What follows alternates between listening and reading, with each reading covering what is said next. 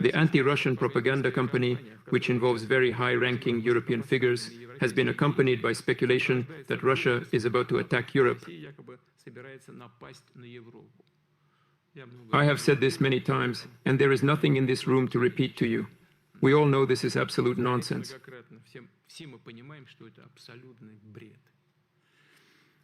Only the reasons for the arms race in this regard allow me to retreat slightly. The danger to Europe does not come from Russia. The main threat to Europeans is their critical and growing dependence on the United States, military in the fields of politics, technology, ideology, and information.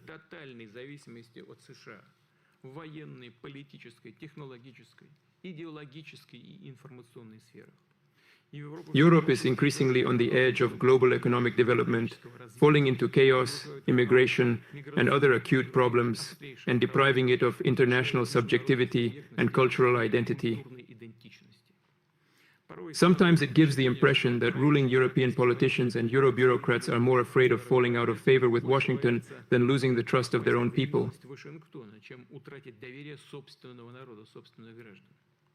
The recent European Parliament elections also show this.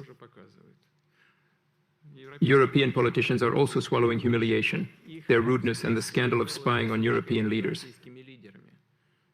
In the United States, their passes are only used for their own benefit. Who makes you buy your expensive gas? By the way, gas prices in Europe are 34 times higher than in the United States. For example, who forced you to do this now? They asked European countries to increase their arms supplies to Ukraine. By the way, the demands are constant. Then there, then here, and then sanctions are imposed on European economic operators.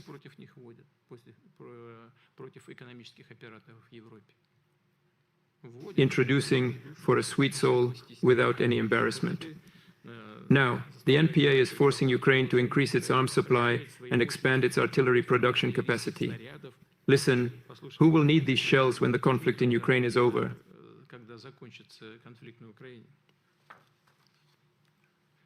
How this can ensure European military security is not clear. The United States summit is investing in military technology, including tomorrow's technology in space, modern drones, strike systems, new physical principles, that is, in areas that will determine the nature of armed struggle in the future. This means military and political potential to maintain their position in the world.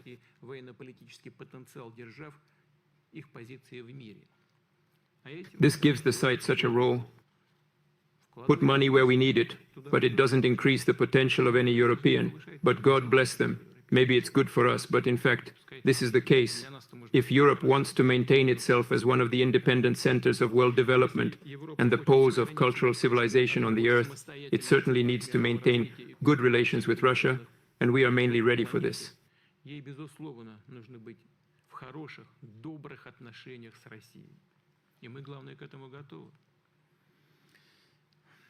And on this really simple and obvious thing,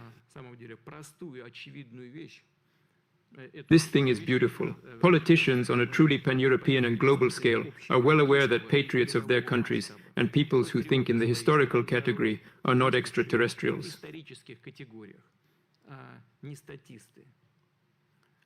In the post-war years, de Gaulle talked a lot about this. I clearly remember how German Chancellor Helmut Kohl stressed the importance of the European-Russian partnership in a conversation I had the opportunity to participate in personally in 1991.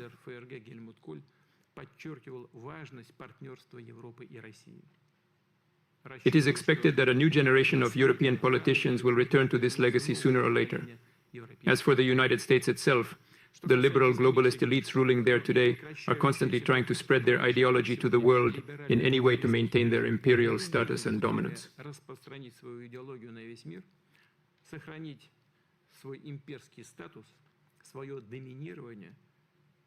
It will only make the country more and more exhausted and lead to its degradation. It is clearly contrary to the real interests of the American people. If it were not for this dead end, the aggressive messianism involved in the belief in one's own choice and exclusivity, international relations have long been stable. In order to promote the idea of Eurasian security system, it is necessary to significantly strengthen the dialogue process among the multilateral organizations already operating in Eurasia.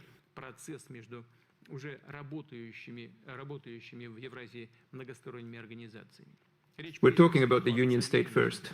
Eurasian Economic Union Collective Security Treaty Organization, Commonwealth of Independent States, Shanghai Cooperation Organization. It is expected that others will join these processes in the future. Other influential Eurasian associations from Southeast Asia to the Middle East. 4.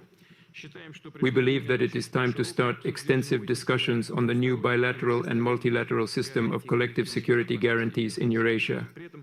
At the same time, it is necessary to gradually reduce the military presence of external powers in the Eurasian region in the future. Of course, we understand that this argument may seem unrealistic in the current situation, but this is the case now. But if we build a reliable security system in the future, there will be no need for regional military contingents to exist for weeks. Yes, in general, to be honest, there is no need for this, no occupation, that's all.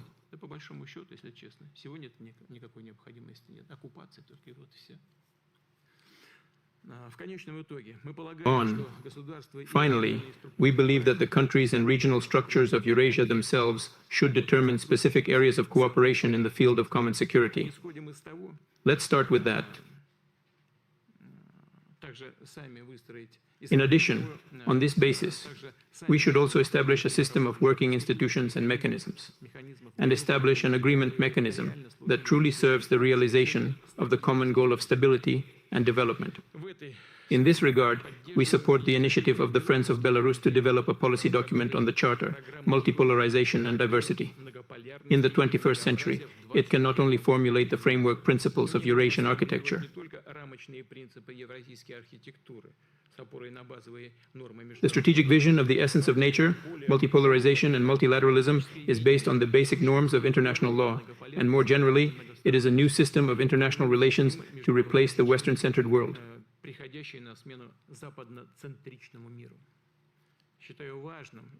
I believe it is important and request that such a document be developed in depth with our partners and all interested countries. I would add that when discussing such complex issues, of course, it is necessary to be as broadly representative as possible and to take into account the different approaches of the opposition. 5.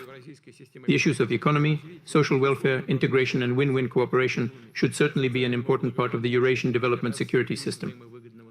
Addressing common issues such as overcoming poverty and inequality, climate and the environment, and developing mechanisms to deal with the threat of pandemics and crises in the global economy are all important.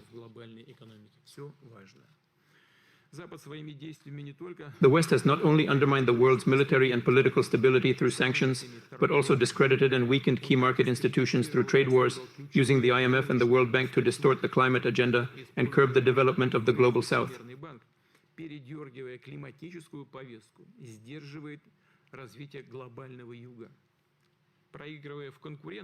Even if the West loses the competition according to the rules it has written for itself, it will start the process of prohibitive barriers and various protectionism. As a result, the United States has effectively abandoned the World Trade Organization as the regulator of international trade.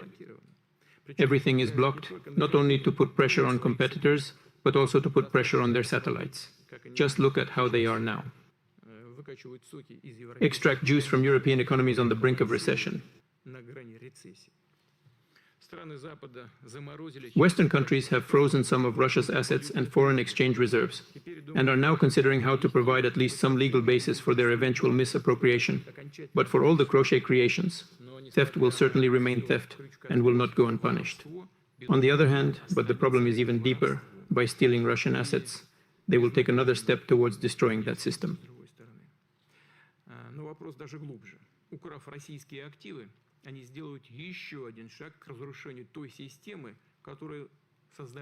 They created it themselves, promised for decades, secured it, ensured its prosperity, allowed it to consume more than it earned through debt and the obligation to raise money from around the world. Now, companies and sovereign wealth funds in all countries have clearly found that their assets and reserves are far from as safe as legal ones. So in the economic sense, the words and the next in line.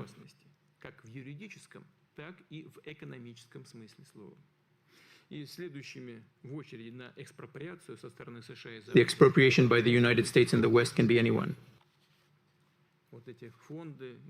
These funds may be foreign. Distrust of the financial system based on Western reserve currencies is growing. There has been an outflow of funds from securities and debt of Western countries, as well as some European banks, which until recently were considered absolutely safe places to store capital. Now their gold is exported from them, and it's gone. I think we need to seriously strengthen the formation of an effective and safe multilateral foreign economic mechanism.